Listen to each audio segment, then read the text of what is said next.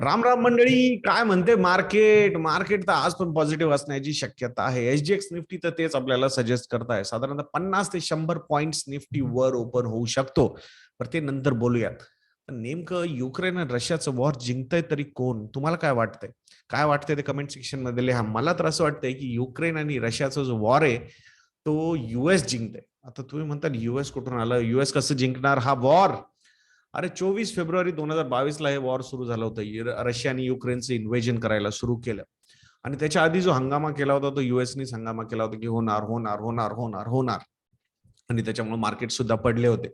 So 24 म्हणजे 24 फेब्रुवारीला 2022ला त्यानंतरचे मार्केट पडले. त्या पडलेल्या मार्केटच्या म्हणजे त्याच्या ज्या आधीच्या लेवल्स होत्या मार्केटच्या, युएस मार्केटच्या, त्या लेवल्स काल परत एकदा त्याच्यावर जाऊन क्लोज झालेले मार्केट. म्हणजे असं खाली येऊन परत ते वर गेलेलं आहे आणि अजूनही वॉर तर चालू आहे.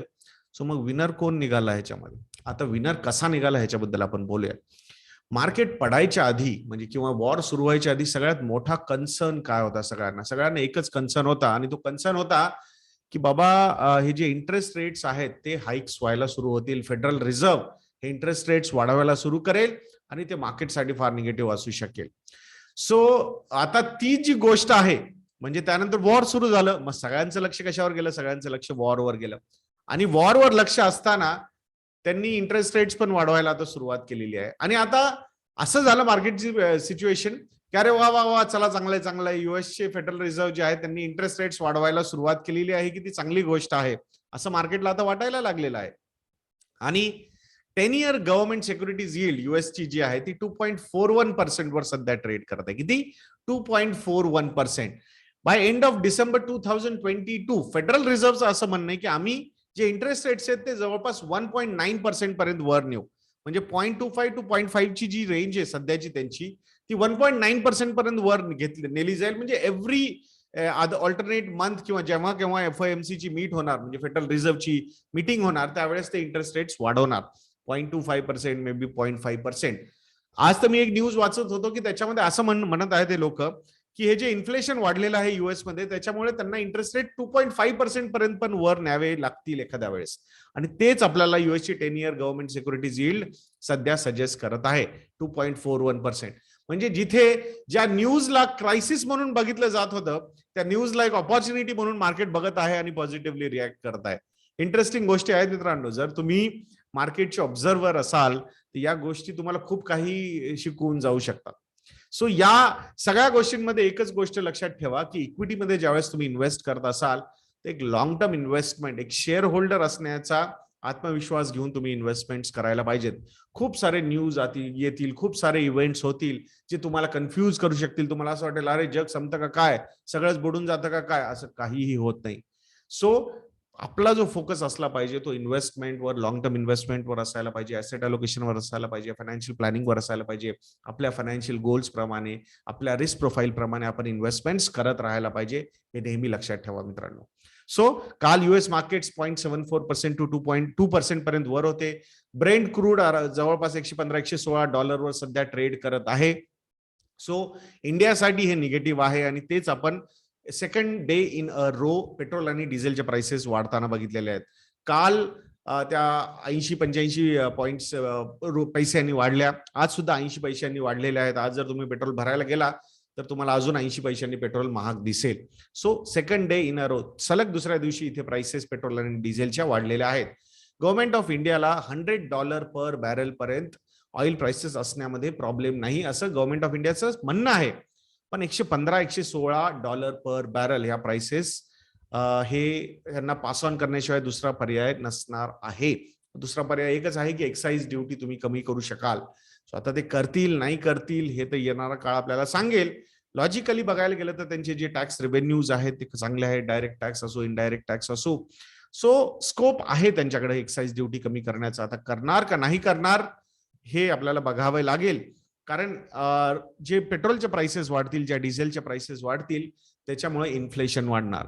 फक्त डब्ल्यूपीआय म्हणजे होलसेल प्राइस इन्फ्लेशन नाही तर इव्हन कन्झ्युमर प्राइस इन्फ्लेशन जे आहे ते सुद्धा इथे वाढू शकेल because of rising petrol and diesel prices. So तिथे गव्हर्नमेंटला काही ना काहीतरी कंट्रोल करावंच लागेल असं मला वाटतंय. बाकी फिच ही जी रेटिंग एजन्सी आहे त्यांनी इंडियाचे जे ग्रोथ टार्गेट्स आहेत ते कमी केलेले आहेत. FY23 साठी 10.3% त्यांचे टार्गेट्स होते आधी इंडियासाठी, पण ते आता 8.5% वर म्हणजे 1.8% त्यांनी कमी केलेलं आहे. 8.5% वर हे टार्गेट्स ते घेऊन आलेले आहेत. काय कारण आहे? रायझिंग एनर्जी प्राइसेस, म्हणजे ऑइलचे प्राइसेस ज्या वाढत आहेत त्याचाच इम्पॅक्ट ओव्हरऑल इकॉनॉमिक ऍक्टिव्हिटीवर होईल इंडियामध्ये, असं भरपूर म्हणजे सगळ्याच रेटिंग एजन्सीचं म्हणणं आहे. मूडीज असू, फिच असू, S&P असू किंवा IMF असू, सगळ्यांनीच हे इंडिकेशन्स इथे दिलेले आहेत की जीडीपीची जी ग्रोथ रेट आहे इंडियाची या फायनान्शियल इयरमध्ये कमी असू शकेल जर एनर्जीचे प्राइसेस असेच एलिव्हेटेड म्हणजे वाढलेले राहिले तर. सो बघूयात. बाकी ह्यांना मी खूप वेळा पाहिलेलं आहे, हे सारखं every quarter they keep on changing त्यांचे जे टार्गेट्स आहेत ते चेंज करत राहतात ते. बाकी टीसीएसचा जो बायबॅकचा ऑफर होता 18,000 करोड रुपयाचा, त्याला बंपर रिस्पॉन्स मिळालेला आहे. 5.5 टाइम्स ओव्हर सबस्क्राईब झालेला आहे हा बायबॅक ऑफर. म्हणजे 18,000 करोड रुपयाच्या अगेन्स्ट 1,00,000 करोड रुपयाचे जवळपास शेअर्स इथे सरेंडर झालेले आहेत बायबॅकसाठी. सो रिटेल इन्व्हेस्टर्सला सपोज तुमच्याकडे 7 शेअर्स असतील, तुम्ही 7 शेअर्स टेंडर केले असतील बायबॅकसाठी टीसीएसचे, तर तुमचा फक्त एकच शेअर ऍक्सेप्ट केला जाईल बायबॅकसाठी. 70 असतील तर 100, 700 असतील, सॉरी 70 असतील तर 10 आणि 700 असतील तर 100 शेअर्स बायबॅक मध्ये तुमचे घेतले जातील. टॅक्सेशन पॉइंट ऑफ व्ह्यूनी इथे पॉझिटिव्ह असतात या गोष्टी, कारण जर त्यांना 2 ऑप्शन्स असतात प्रमोटर्सला, एक तर डिव्हिडंड द्या किंवा बायबॅक करा. डिव्हिडंड दिला तर आता पूर्ण डिव्हिडंड 30% टॅक्स ब्रॅकेटमध्ये जाऊ शकतो तुमच्या, किंवा जो काही तुमचा ब्रॅकेट आहे त्याच्यामध्ये जाऊ शकतो.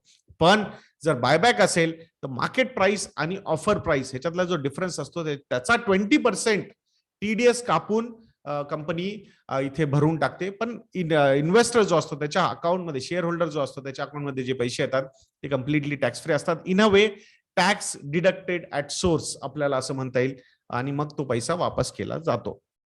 सो टाटा सन्स हा सगळ्यात मोठा बेनिफिशियरी राहील या बायबॅकचा. टाटा सन्स जे प्रमोटर्स आहेत TCSचे, सो त्यांना तशी कॅपिटलची रिक्वायरमेंट फार आहे, कारण आता एअर इंडियाला त्यांनी अक्वायर केलेला आहे. तो एअर इंडियामध्ये बऱ्यापैकी कॅपिटल त्यांना इन्फ्यूज करावे लागेल. काही डेट सुद्धा आहे जी रिपेमेंटसाठी त्यांनी घेतलेली आहे, ती सुद्धा त्यांना पे करायची आहे. सो ओव्हरऑल कॅपिटलची रिक्वायरमेंट जास्त आहे. हे मेन प्रॉफिट सेंटर आहे त्यांचं TCS. सो म्हणून त्याच्यातला बऱ्यापैकी जो फ्री कॅश फ्लो आहे तो ते यूज करत आहेत to infuse capital in other Tata group of companies. तसं बघायला गेलं तर फेब्रुवारी मंथमध्ये एअर इंडिया आणि विस्टार आहेत, 2 ज्या कंपन्या आहेत टाटाच्या, त्या दोन्हींनी आपलं मार्केट शेअर इथं वाढवलेलं आहे. एअर इंडियाने जवळपास 1% मार्केट शेअर वाढवलेलं आहे आणि विस्टार आणि जवळपास 2% मार्केट शेअर वाढवलेलं आहे. मार्केट शेअर कोणी लूज केलाय तर मार्केट शेअर लूज केलेला आहे इंडिगोनी. 55% वरून ते 51% वर आलेले आहेत. त्याचा मेजॉरिटी जो मार्केट शेअर गेन केलेला आहे इंडिगो कडून ते एअर इंडिया आणि विस्टारा म्हणजे टाटा ग्रुपच्या कंपनीजनी इथे केलेला आहे. सो अजून capital infusion definitely interesting days are ahead Tata ग्रुपसाठी, स्पेसिफिकली त्यांच्या एव्हिएशन कंपनीसाठी. एक निगेटिव्ह न्यूज आहे, ती आहे मारुती सुझुकीसाठी. निगेटिव्ह न्यूज काय आहे? ऍक्च्युअली पॅसेंजर्ससाठी ही पॉझिटिव्ह न्यूज आहे. कुठलीही कार असो तुमची, स्मॉल असो किंवा बिग असो, मिनिमम 6 एअर बॅग्स असणं कंपल्सरी आहे आता. नितीन गडकरीजींनी काल हे पार्लमेंटमध्ये सांगितलेलं आहे की आता, आणि मिनिमम 6 एअर बॅग्स म्हणजे कॉस्ट वाढणार, कॉस्ट ऑफ प्रोडक्शन वाढणार आणि कॉस्ट किंवा प्राइस ऑफ कार सुद्धा वाढणार, आणि त्याचा impact laser number of vehicles sold असं होऊ शकतो मारुती सुझुकीवर. सो त्यांनी तसं ते प्रोटेस्ट पण केलेलं आहे. But I think safety is an important factor. ज्या पद्धतीने ऍक्सिडेंट्स होत आहेत, जवळपास 5 लाख ऍक्सिडेंट्स होतात इथे, जवळपास 1.5 लाख लोक त्याच्यामध्ये जातात, म्हणजे so that is not a positive sign.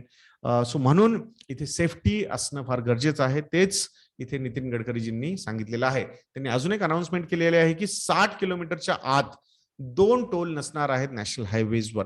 So minimum distance between 2 tolls is 60 kilometers. त्याच्यापेक्षा जास्त असावी अशी आपली इच्छा आहे. गव्हर्नमेंटचं म्हणणं आहे की कोल बेस्ड पॉवर प्रोडक्शन जे आहे, ज्याचं मार्केट शेअर सध्या 52% आहे, ते 32% खाली घेऊन जाणार आहेत बाय 2030. सो एक तर प्रोडक्शन वाढत आहे, त्याच्यामध्ये मार्केट शेअर कमी करत आहेत. म्हणजे इथं बेनिफिट कोणाला मिळणार? इथे बेनिफिट मिळणार क्लीन एनर्जी आणि ग्रीन एनर्जी वाल्यांना, रिन्युएबल एनर्जी वाल्यांना. सो म्हणून ज्या कंपनीज जे ग्रुप्स क्लीन एनर्जी किंवा ग्रीन एनर्जीवर फोकस करत आहे अशा कंपन्यांवर तुमची नजर असायला पाहिजे मित्रांनो. ईव्ही असो किंवा क्लीन एनर्जी असो, ह्याच्यावर गव्हर्नमेंटचा खूप जास्त फोकस सध्या दिसत आहे आणि म्हणूनच आम्ही ईव्ही आणि ग्रीन एनर्जी हा मॉडेल पोर्टफोलिओ लॉन्च केलेला आहे आमची वेबसाईट investindia.in वर. तो तुम्ही investindia.in ला व्हिजिट करून सबस्क्राईब पण करू शकाल. बाकी ईव्ही बद्दलच बोलत आहोत तर ईव्ही च्या चार्जिंग स्टेशनसाठी गव्हर्नमेंटनी सेंटरनी जवळपास 1000 करोड रुपये सँक्शन केलेले आहेत, म्हणजे ते इन्व्हेस्ट करणार आहेत. हे कशासाठी की 1576 ईव्ही चार्जिंग स्टेशन ते बसवणार आहेत on national highways. So national हायवेजवर प्रत्येक 25 किलोमीटरला दोन्ही साईडच्या नॅशनल हायवेच्या दोन्ही साईडला एव्हरी 25 किलोमीटर एक चार्जिंग ईव्ही चार्जिंग स्टेशन असणार आहे छोट्या गाड्यांसाठी, म्हणजे पॅसेंजर व्हेकलसाठी, आणि ऍटलिस्ट 100 किलोमीटरच्या डिस्टन्सवर मोठ्या गाड्यांसाठी, जे मोठे कमर्शियल व्हेकल्स आहेत, ह्यूज कमर्शियल व्हेकल्स ईव्ही मध्ये, त्यांच्यासाठी एव्हरी 100 किलोमीटर दोन्ही साईडला चार्जिंग स्टेशन असणार आहेत. हे जे मोठ्या गाड्यांचे कमर्शियल व्हेकलचे चार्जिंग स्टेशन असणार आहेत त्याची जो एरिया असणार आहे 3 किलोमीटर बाय 3 किलोमीटर, म्हणजे 9 स्क्वेअर किलोमीटर एवढा तो एरिया असणार आहे चार्जिंग स्टेशनचा. किती ह्यूज एरिया असेल तो, किती साऱ्या गाड्या तिथे चार्ज होऊ शकतील कमर्शियल व्हेकल्सच्या एव्हरी 100 किलोमीटर. सो मला वाटतंय a step in right direction with right attitude and approach, असं मला वाटतंय हे सेंटरच्या साईडनी होताना दिसतंय. सो ईव्ही आणि ग्रीन एनर्जी याच्यावर लक्ष ठेवणं फार गरजेचं आहे मित्रांनो. पुढचे 10, 15, 20, 25, 30 वर्ष this is going to be a sector to watch असं मला वाटतं. बाकी आयटीसी बद्दल पण एक न्यूज आहे. आयटीसी हा स्टॉक 250 रुपये टच केला. ही न्यूज पेपरमध्ये न्यूज होती आणि खूप सारे जे नेसेयर्स, म्हणजे ज्यांना वाटत होते की नाही नाही आयटीसी में कुछ नहीं होगा, त्या लोकांना सुद्धा त्या पर्टिक्युलर मूव्हनी सरप्राईज केलेला आहे. आणि आता डिस्कशन चाललेत की काय आयटीसीची सुपर सायकल, स्टॉकची सुपर सायकल येते का काय.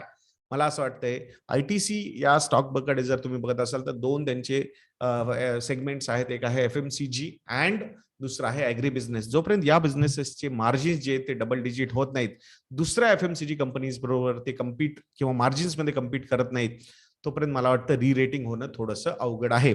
कॅश फ्लोज खूप रिच आहेत कंपनीकडे, पण ग्रोथ जर बघितली तुम्ही किंवा मार्जिन एक्सपान्शन बघितलं तर ते अजूनही थोडासा वेळ लागेल असं वाटतंय. सो जोपर्यंत हे मार्जिन एक्सपान्शन होणार नाही तोपर्यंत री रेटिंग होणं शक्य नाहीये असं मला वाटतंय. मे बी 2023, 24, 25 केव्हा ना केव्हा हे री रेटिंग होईल, ज्यावेळेस मार्जिन्स वाढतील. सो फक्त न्यूज पेपरमध्ये किंवा एक ग्रुप सांगतोय किंवा स्पेक्युलेटर सांगतायत म्हणून इन्व्हेस्ट करणं will not be a right thing. हा, बट तुम्हाला वाटत असेल की बाबा मी एक डिफेन्सिव्ह इन्व्हेस्टर आहे, 5-6% डिव्हिडंड यील्ड यावा, थोडंफार अप्रिसिएशन व्हावा, तर देन ही एक कंपनी आहे जी तुमच्या रडारवर असायला काही हरकत नाहीये. बाकी झोमॅटोची जी 10 मिनिट डिलिव्हरी वाला त्यांनी काल अनाउन्समेंट केली होती, ह्याला खूप जास्त बॅकलॅश येतोय. सो कारण ते 10 मिनिटात कसं करणार, जीवावर येईल ते लोकांच्या जे डिलिव्हरी बॉयज आहेत, which is right also. So मला असं वाटतं काही काही गोष्टी लगेच मागे घेतलेल्या बऱ्या. अननेसेसरी निगेटिव्ह डिस्कशन्स अशा गोष्टींबद्दल व्हायला नाही पाहिजेत. सोशल मीडियावर तर डेफिनेटली ट्रोल्स असतातच, पण इव्हन पॉलिटिकल हँडल्स ज्यावेळेस ह्याच्यामध्ये इन्व्हॉल्व्ह होऊ लागले, so it's better to get cautious at right time and take back some steps ज्या तुम्ही घेतलेल्या आहेत. सो मी आशा करतो मित्रांनो की तुम्हाला हा आपला नवीन उपक्रम खूप आवडत असेल. तुम्हाला वाटत असेल की आम्ही चांगलं काम करत आहोत, तर investindia.in ला व्हिजिट करा आणि मराठी हा प्रोमो कोड यूज करा. सगळ्यात जास्त 45% डिस्काउंट आपल्या मॉडेल पोर्टफोलिओच्या सबस्क्रिप्शनवर आम्ही ठेवलेला आहे. जरूर त्याला सबस्क्राईब करा. व्हिडिओला लाईक करायला, शेअर करायला आणि चॅनलला सबस्क्राईब करायला विसरू नका. तुमच्या मित्रांना सुद्धा हा व्हिडिओ शेअर करा. रोज सकाळी 7, 7:30, 8 वाजेच्या मध्ये मी हा व्हिडिओ तुमच्यासाठी रिलीज करत असतो. अशाच व्हिडिओसाठी चॅनलवर बनवून राहा आणि नेक्स्ट व्हिडिओ पर्यंत मला आज्ञा द्या. जय हिंद, जय महाराष्ट्र.